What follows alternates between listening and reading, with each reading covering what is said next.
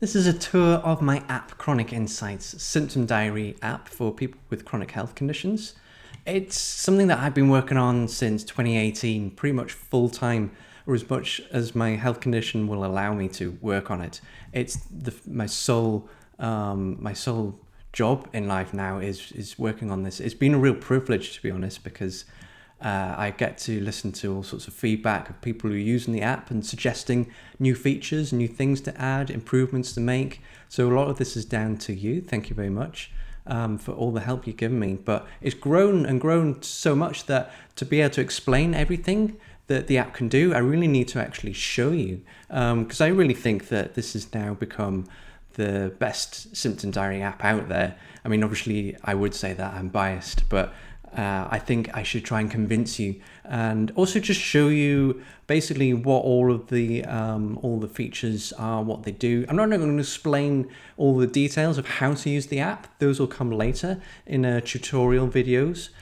This is just to show you what it does. So this is the probably the fanciest feature, the 3D feature, where you can draw onto a 3D model. So I use this for my chronic illness. I have an autoimmune condition called axial spondyloarthritis, and it causes chronic pain and fatigue, and it affects all the joints in my body, or pretty much all of them, as you can see here. So these are images that you can see that I've been recording day by day of how much pain I get in all the different joints in my body. And this is so useful to be able to show to a doctor or to show to anybody really what it really feels like to have axial spondyloarthritis, because you can see straight away from this animation how much it changes over time. That these are days going by day by day.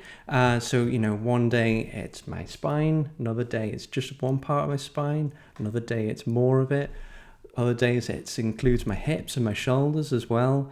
You know, it's constantly changing. And if you take all of these readings and add them all together, you get what I call the heat map.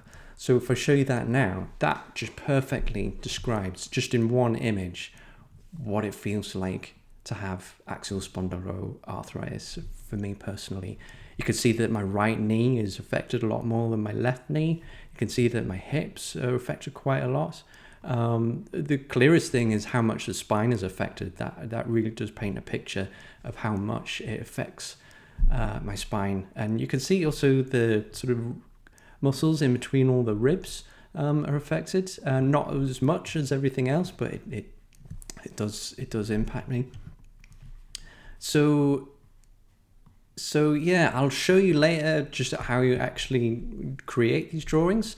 But you can also see these as 2D images as well. So if you prefer seeing just flat images, you can see them as a list here. So for example, this is just what I drew for this particular day and that particular day. And this is the chart. So every item that you get, we will see as a chart on your diary. And I've got some symptoms up here. So obviously a chronic pain is the main one that I record. Fatigue. I also get headaches. So that one I configured as a bar chart instead of a continuous line chart. So you can configure symptoms according to exactly how you want to use them and to be able to see your data. For me, headaches, it's just very occasional things, so it makes more sense to show it as a bar chart where it starts and then stops. And then uveitis is a different configuration, so I've set that up just to, I'm not interested in recording a scale, how severe it is, because for me, my uveitis, it's always the same. So all I'm interested in is when it starts and when it stops. So that's why that appears as a sort of solid block there. And so you can also obviously just create your own symptoms. So there's a list here of various different symptoms that you can pick from. But if it's not in the list, you can just type in your own symptom and add that to your diary. Just create your own whatever it is. I record blood tests. So this is a CRP blood test. It's something that I get quite regularly just to measure the inflammation that's occurring in my body. But again, you can there's all sorts of different blood tests you can record. There's all of these, and I'm constantly adding new ones. So if you have a blood test that you want to record but it's not in this list, just let me know, and I can add it for you. You can record things like blood pressure. So I call these vitals, things like blood glucose, blood pressure. What other vitals have we got? Eye pressure, that's a new one that I've just added. Forced expiratory volume, heart rate, how many hours you've slept, menstrual cycle, oxygen saturation, peak flow, stool temperature. All of these you can record as a configurable chart. You can also get data from things like Health Connect and Apple Health. So this sleep chart and these exercise sessions and this heart rate one here, these are all coming from my smartwatch, and it just comes in automatically from Samsung Health. That's the one that I use. You can record factors, these are events that happen which might be impacting on your symptoms. So I've got one called Overdid It, because people with chronic illness, especially autoimmune conditions, is quite a frequent problem. Is sometimes you just do too much and it just has a really bad effect on your symptoms, and it takes you out for a few days, and sometimes that just happens. And I sometimes record, on this day I did too much, and maybe that's why my pain spiked on that particular day. You can record body measurements like weight, height, waist circumference, things like that. This one is a quality of life health related impact questionnaire.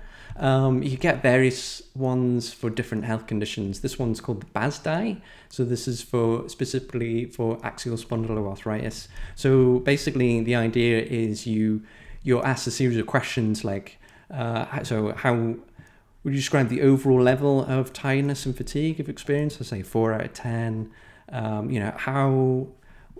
How long does your how long are your symptoms there in the morning? You get asked these just specific questions about basically how are you doing, and it gives you an overall score that you can record. So my doctor always wants me to record these whenever I see them in clinic, but I like to record more often than that. Maybe I'll take it every month, and then I've got an actual really nice progression over time with detail. So there are various other questionnaires that I've added. There's ones for fibromyalgia, there's one for migraine, there's one for low back pain, depression. And again, if there's one that you want adding, just let me know, and I can see what I can do. Steps, that's coming from my watch as well. Medications, so you can record what medications you're taking, the dosage, when you take it, when you miss it. I take one called Cimzia. It's this injection that I take every couple of weeks to help my inflammation. There's weather as well, so I added the ability to just bring in weather charts. So I'm quite interested in how temperature is affecting my joint pain, for example. There's mood as well. So when you record mood, you can pick basically some words from this collection of words that describe how you're feeling right now, and it sort of tries to score that on a dual axis scale of how happy you are and how stimulated you are. Are you bored, or are you hyper? So that can be quite useful thing to track as well. So these are all the kinds of things that you can record. Is there anything that I've missed? I don't think so. Oh, there's urine tests as well. And custom measurements. So if there's anything that doesn't fit into anything else, you can actually just create your own measurement. You can basically create a number scale from between whatever numbers that you need to record it. You give it your own units. So, for example, somebody wanted to record the results of a Parkinson's tap test. So it tests how many times you can tap on a button, and to record that as a number. And it didn't really fit into anything else. So I created this custom measurement thing so that some people could create their own. So that's one way that you can view your diary. You can change the time scale that you're looking at. You're just using these sliders. You can either use the sliders, or you can set specific dates. I want to see from here to here, or just show me the last couple of days or the past week or something like that. So there's also there's a few other options up here. You can record notes, so just things that you need to write down to remind yourself, or just some things that happen that you want to write down. You can either record them as a standalone note, so you write in some text here, or you can add some photographs. Or so you can record them standalone, or if I was to record, for example, my pain, so this is where I would enter the date and the time for the pain, and optionally I can set a duration, so I can say how long the pain lasted for, or give it an end time, or I can leave it as ongoing and set an end time later. And then I set, how severe overall it was. And so I can set a note here. So for this particular pain reading, I want to record something that happened that caused this particular pain, for example. And this is how you can actually draw onto the 3D model. So there's the skeleton model, but there's also this sort of external model. So if it's more of a sort of muscular pain, you can sort of draw on the outside of the model as well as recording on the joints like that. So that's how you record things. So there's various other options. You can group your diary to make it easy to find things. So that's grouping by type. So there's all your Health Connect things. There's your medications. There's your mood. There's your symptoms. You can make things smaller, so you can fit more on a screen, or you can show it as a grid. Some people just like a nice compact grid view where you can see everything all at once. Grid lines, all sorts of different options there. You can archive things. So archiving just means hiding it from the diary view, just to get it out of the way, just reduces clutter, so that if there's something that you're not recording right now, but maybe you want to save it and bring it back in later, you could just archive it. Or you can archive everything that happened before a particular date. So if you've been recording like I have for years, I sometimes just say, I just don't want to see anything before like last year. I just want to concentrate on what's happening right now. And then you can filter the diary. You can tag things. So you can tag your symptoms according to, if you have multiple health conditions, you could say these symptoms are for this health condition, these symptoms are for a different health condition, and then filter your diary just to see one or the other, for example. You can add things all in one go. So I've got this multi-select thing. I've created one called All Symptoms. So I can record all of my symptoms just in one go. So it's a more sort of simplified interface where I can say my pain is here, my headache is here, or it's non-existent, my fatigue is here, uveitis is here, and then save them all in one go. Can just save you some clicks if you typically enter lots of things all at the same time. You can also export things to PDF and to spreadsheets. We've got the story tab down here. So if we pick on story, so this is just a different way of showing the information that you put into your diary. So it's basically a chronological story of what has happened. So on this particular day, this is what the weather was, and I recorded fatigue of 5.6, I recorded a pain of 1.8, I slept this amount, and then later in the day I recorded a fatigue of 7.8, then I went walking, and then a pain of 3.7, and blah blah blah. So basically you can see things just happening in a chronological order rather than in charts, or you can see them as a big long chart if you prefer that. It's quite busy, that. Don't worry, you can create your own charts. I'll just show you in that second. There's a thing called year in pixels, which is a nice thing. Again, this came from a suggestion from a user. I thought it was a really great idea.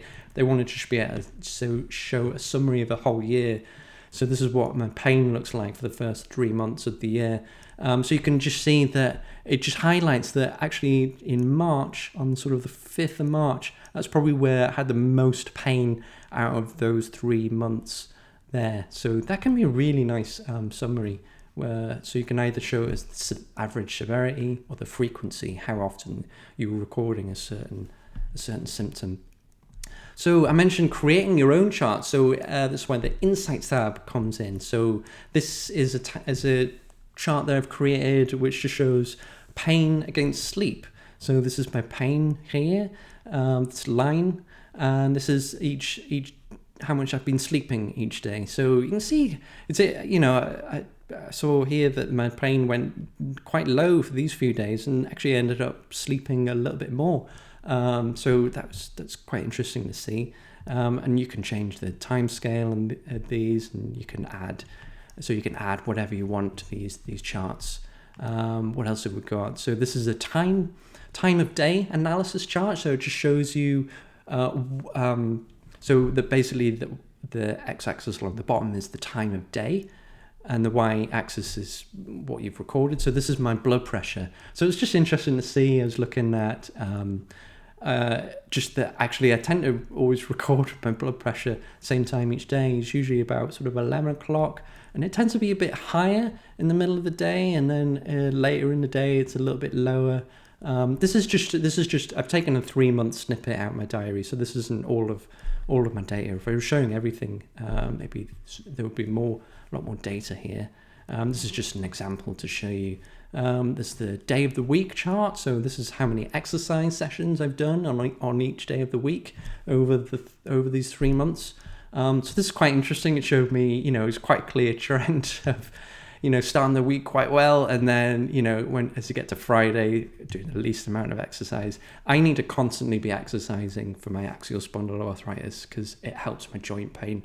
I have to keep moving. I have to keep doing stuff. Otherwise, my pain actually just gets worse. That's why I've got all this. I have exercise equipment at home I'm constantly using all the time because I get, it gets stiff and painful, and I just have to keep doing stuff. So, exercises is quite a useful thing for me to keep track of.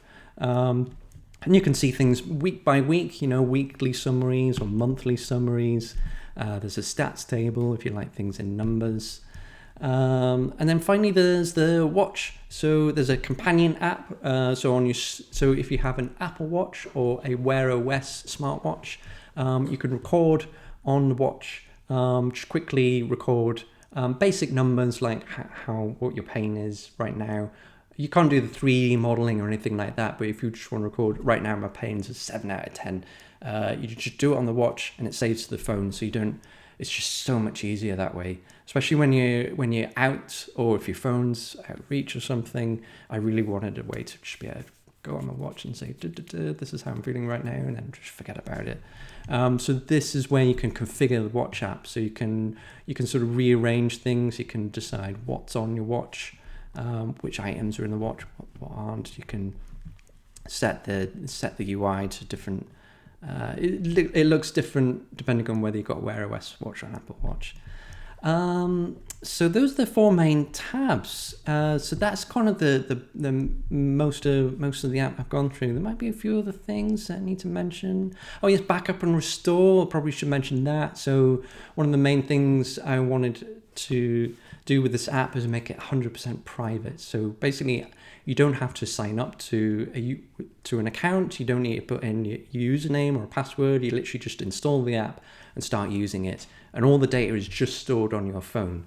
I don't collect any data at all. I don't want to collect it. I don't want to sell it on, like other apps do. Basically, if an app is free, they're either showing you ads or they are selling you data. I didn't want to do either of those.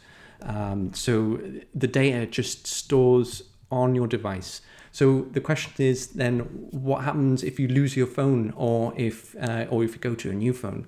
So this is why there's this backup feature where you can back up your data to your own cloud storage account. So there's 3 options. You can use OneDrive, you can use Google Drive, or you can use Dropbox. So you just sign up to one of those. They all have free accounts. You should just sign up, link it to the app, and then whenever you enter a diary entry, it'll make a backup of your diary to your own storage, your own cloud storage. So you own your data, you're in control of it. I don't have it. And if you do lose your phone, or if you get a new one, you can restore from your backup. So that's quite a neat feature that I was quite proud of.